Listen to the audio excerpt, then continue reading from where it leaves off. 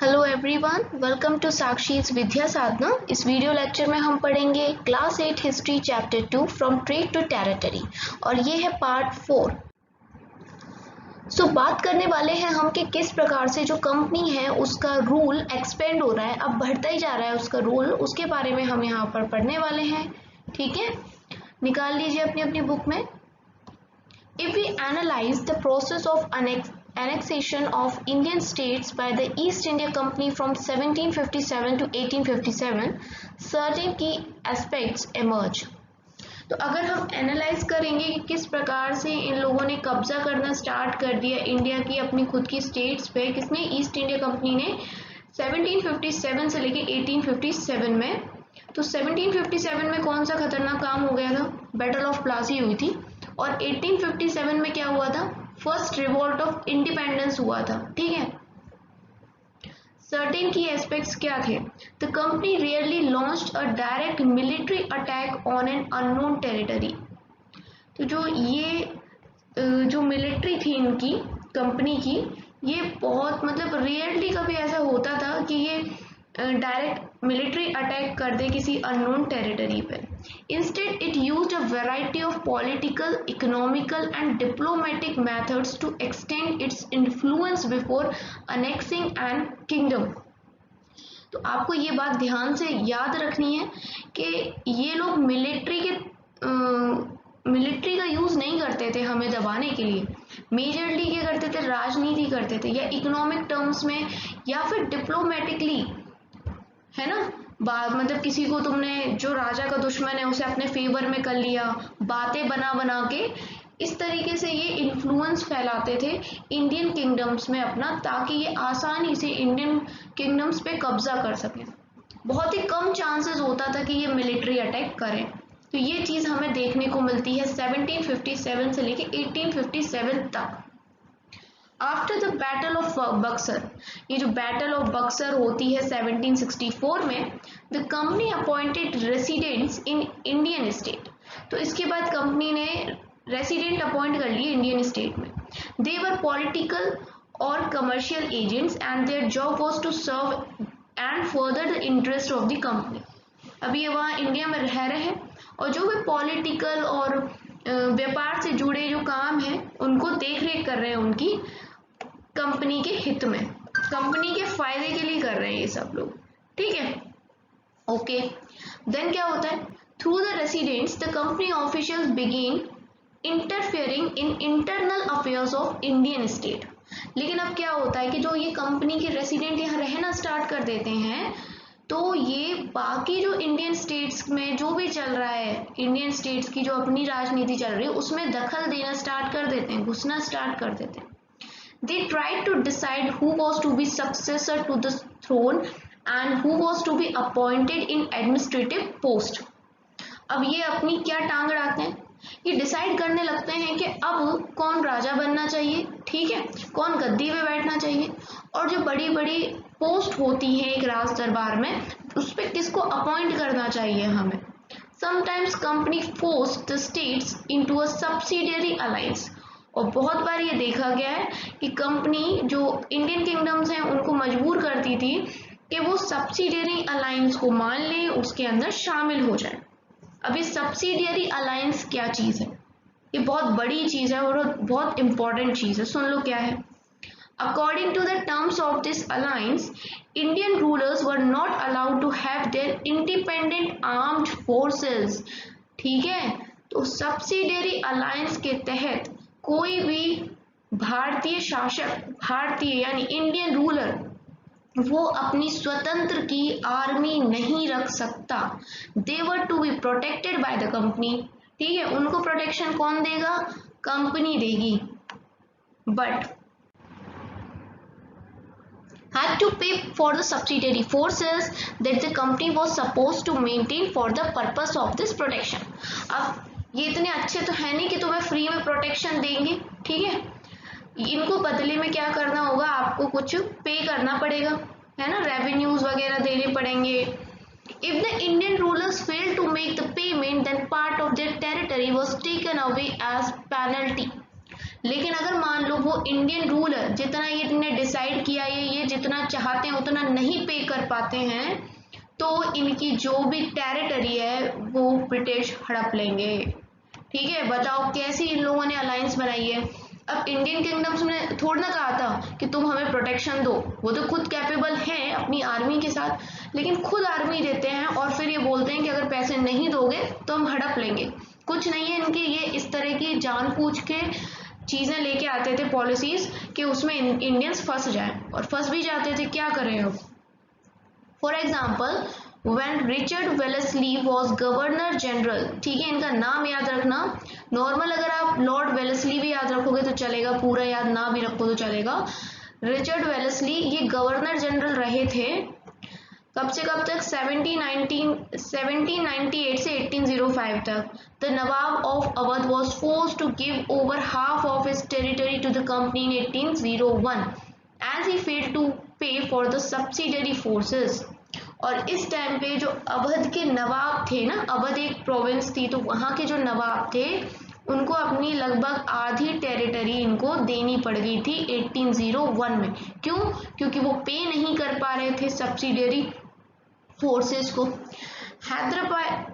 Hyderabad was also force to seek territory on similar ground, और इसी के लिए हैदराबाद को भी मजबूर किया गया, वो भी नहीं दे पा रहा होगा जितना इनकी डिमांड्स थी, फुलफिल नहीं कर पा रहा होगा।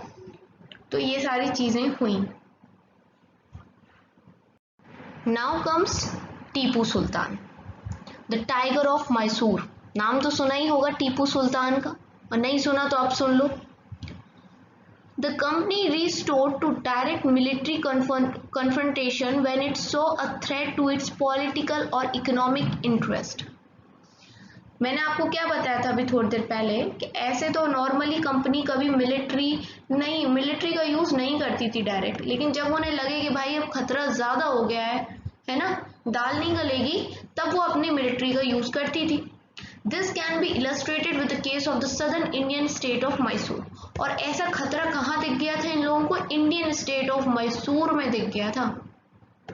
Mysore had grown in strength under the leadership of powerful rulers like Haider Ali and his famous son Tipu Sultan. तो जो ये मैसूर था इसने काफी ग्रोथ दिखाई थी, किनके नेतृत्व में? हैदर अली, जिन्होंने 1761 से 1782 तक राज किया, और हैदर अली के बाद इनका बेटा आता है टीपू सुल्तान, इसने राज किया था 1782 से लेकर 1799 तक, है ना। इनकी लीडरशिप बहुत कमाल की थी और इसमें बहुत ज़्यादा स्ट्रॉन्ग बन गया था Mysore. Mysore controlled the profitable trade of the Malabar coast with the company purchased pepper and cardamom. अब प्रॉब्लम क्या थी, मैं थोड़ा सा आपको नक्शा बना के दिखाती हूँ। देखो इंडिया नीचे से आपको पता है ना कुछ ट्रायंगल टाइप का, जिसको हम पेनिनसुला भी कहते हैं। देखिए ऐसा है ना इंडिया, नीचे से ऐसा है। एंड मालाबार कोस्ट कौन सी है? ये केरल वाली। तो इस वाली कोस्ट से कंपनी क्या करती थी? अपना व्यापार करती थी काली मिर्च का, इलायची का, ठीक है। लेकिन यहाँ पर क्या होता था, मैसूर कंट्रोल करता था इस ट्रेड को, तो ये दिक्कत आ रही थी। In 1785, Tipu Sultan stopped the export of sandalwood, pepper and cardamom through the ports of his kingdom and disallowed local merchants from trading with the company. अब प्रॉब्लम कहाँ से हो गई कंपनी को कि 1785 में टीपू सुल्तान ने बिल्कुल मना कर दिया। क्या मना कर दिया? ट्रेड करने से, ठीक है। कोई भी जो लोकल मर्चेंट है वो ट्रेड नहीं करेगा। एक्सपोर्ट बंद कर दिया। एक्सपोर्ट समझते हो? मतलब अपनी कंट्री से हम चीज़ों को बाहर लेके जा रहे हैं विदेश में बेचने के लिए, दैट इज एक्सपोर्ट। और अगर दूसरी कंट्रीज से हम लेके आ रहे हैं सामान को अपनी कंट्री में यूज करने के लिए, दैट इज इम्पोर्ट। तो एक्सपोर्ट को बिल्कुल बंद कर दिया। काहे के लिए? सैंडलवुड हो, चंदन की लकड़ी का, फिर मैंने वही बताया आपको इलायची, काली मिर्च, इन सब का एक्सपोर्ट उसने बंद कर दिया। बंद करने की पावर कहाँ से आ गई इसके पास, टीपू सुल्तान के पास? क्योंकि ये जो मालाबार का इलाका था इसको ये टीपू सुल्तान कंट्रोल करता था। ठीक है। और उसने ये भी कह दिया कि ये जो लोकल व्यापारी हैं इनको मना कर दिया कि आप कुछ भी व्यापार ना करो कंपनी के साथ, ये प्रॉब्लम हुई होगी कंपनी को। He also established a close relationship with the French in India and modernized his army with their help. आपको पता है कि जैसे ब्रिटिश थे मौजूद इंडिया में, वैसे ही फ्रेंच के लोग भी थे, पोर्चुगीज भी थे और डच भी थे। तो जो फ्रेंच थे उनसे दोस्ती अच्छी थी टीपू सुल्तान की, और फ्रेंच की मदद से ही इन्होंने अपनी आर्मी को भी काफ़ी मॉडर्नाइज्ड कर लिया था। अब ब्रिटिश की लड़ाई चलती थी आर्मी फ्रेंच से, ठीक है, क्योंकि दोनों ही यूरोप से आए हैं यहाँ व्यापार करने, एक दूसरे के कॉम्पिटिटर्स हैं।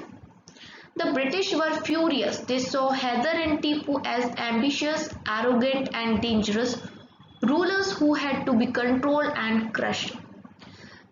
ब्रिटिशर्स को जब ये बात पता पड़ी कि ये लोग हमें ट्रेड नहीं कर रहे हैं तो ब्रिटिशर्स बहुत गुस्सा हो गए। उन्हें लगा कि हैदर और टीपू जो है ये तो बहुत ज़्यादा मतलब ये हमारी बातों में नहीं आएंगे, है ना, और ख़तरनाक है, ये हमारे लिए खतरा पैदा कर देंगे, तो हमें इनको कंट्रोल करना है और कुचल देना है, मतलब क्रश कर देना है, अपने रास्ते से इनको हटा देना है। तो इस सब के पीछे क्या होता है, 4 लड़ाइयाँ होती हैं खतरनाक। 4 wars were fought with Mysore, ठीक है।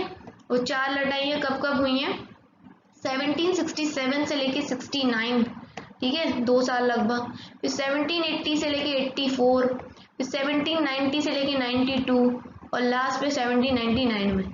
तो 4 बार ये युद्ध होता है मैसूर से इनका, ब्रिटिशर्स का। Only in the last the battle of Seringapatam did the company ultimately win victory. और ये चौथी लड़ाई है जो है बैटल ऑफ सेरिंगपट्टनम, जिसके अंदर कंपनी को फाइनली जीत मिल जाती है, मतलब इन ब्रिटिश लोगों को विक्ट्री मिल जाती है, जीत जाते हैं ये लोग मैसूर वालों से, हैदर अली और टीपू सुल्तान से। Tipu Sultan was killed defending his capital Seringapatam. तो अब टीपू सुल्तान जो ये आखिरी चौथा बार होता है 1799 में, इसमें ये बेचारे अपनी जो टेरिटरी है इसको बचाते बचाते, इसकी रक्षा करते करते इनकी मृत्यु हो जाती है। Mysore was placed under the former ruling dynasty of the Wodeyars. और जैसे ही टीपू सुल्तान की मृत्यु होती है तो इनकी जो टेरिटरी होती है वो मैसूर की जो पहली रूलिंग डायनेस्टी होती है, पहले जो रूल कर रहे होते हैं ना जो, उनके अंडर आ जाती है। और ये कौन सी डायनेस्टी है, ये है वुडेयार डायनेस्टी, ठीक है। आ रही बात समझ में, कौन सी डायनेस्टी है, वुडेयार्स। देखो ये जो ब्रिटिश है ये जीतते हैं, लेकिन शासन किसे करने देते हैं, वुडेयार्स को, जो कि पहले राज करते आ रहे थे मैसूर के ऊपर, लेकिन साथ में साथ अब ये इतने अच्छे नहीं है कि पूरी टेरिटरी इजीली वुडेयार्स को दे देंगे, ये इनके ऊपर सब्सिडियरी अलायंस इम्पोज कर देते हैं। अब ये खुद में बहुत बेकार चीज़ है सब्सिडियरी अलायंस। ये क्या होगा इसमें, जब ये इनकी आर्मी को पे नहीं कर पाएंगे तो फिर फंस जाएंगे, फिर इनका ऑटोमेटिक जो पूरा मैसूर है ब्रिटिश के पास चला जाएगा। अब देखो यहाँ पर ये वाली बात खत्म होती है, लेकिन हम थोड़ा सा द लेजेंड ऑफ टीपू के बारे में देख लेते हैं और फिगर 10 में क्या बताया गया ये भी देख लेते हैं। Kings are often surrounded by legend and their powers glorified through folklore. ठीक है, ये जो कहानियां नहीं होती हैं, लोक कहानियां जो प्रचलित हो जाती हैं राजाओं के बारे में, तो ज्यादातर राजाओं के बारे में उनके इर्द गिर्द इस तरह की कहानियां, उनकी ग्लोरी बहादुरी की चर्चित तो होती हैं। तो उसी प्रकार से हम एक कहानी चर्चा करने वाले हैं टीपू सुल्तान के बारे में, जो कि रूलर बनते हैं मैसूर के 1782 में। ठीक है, it is said that once he went hunting in the forest with a French friend. एक बार क्या होता है कि शिकार करने जाते हैं जंगल में अपने एक दोस्त के साथ जो कि फ्रेंच होता है वो। There he came face to face with a tiger, his gun did not work and his dagger fell to the ground. तो वहीं इनका आमना सामना हो जाता है एक टाइगर से, और वहां इनकी जो गन है वो काम नहीं करती है। He battled with the tiger unarmed until he managed to reach down and pick up the tiger। और इनका जो टाइगर होता है वो भी नीचे गिर जाता है तब तक। अब वो उठाएंगे ऐसे, उठाने से पहले तक वो लड़ाई करते हैं, ठीक है, किससे लड़ाई करते हैं? इसी टाइगर से। यहाँ दृश्य देख लो, उसी तरीके का एक टॉय बनाया गया है। तो लड़ाई करते हैं और फिर जैसे ही मौका मिलता है तो ये अपनी डैगर को उठा लेते हैं। फाइनली वो क्या करते हैं, जैसे डैगर उठाते हैं तो इजीली फिर टाइगर को किल कर देते हैं। After this he came to be known as tiger of Mysore, और इसी किस्से के बाद उनका नाम ना इस तरीके से प्रचलित हो गया टाइगर ऑफ मैसूर के नाम से। He had the image of tiger on his flag, और फिर उन्होंने एक इमेज भी लगा दी टाइगर की अपनी फ्लैग की। और हमारा नेशनल एनिमल भी है रॉयल बंगाल टाइगर। फिगर 10 में क्या दिया है, टीपूस टॉय टाइगर। ये असली नहीं है, ये एक खिलौना है, ठीक है। This is a picture of a big mechanical toy that Tipu possessed. You can see a tiger mauling a European soldier. ठीक है, ये एक यूरोपियन सोल्जर है और इसके ऊपर एक टाइगर चढ़ा हुआ है। When its handle was turned, the toy tiger roared and the soldier shrieked. This toy tiger is now kept in the Victoria and Albert Museum in London. The British took it away when Tipu Sultan died defending his capital Seringapatam on 4 May 1799.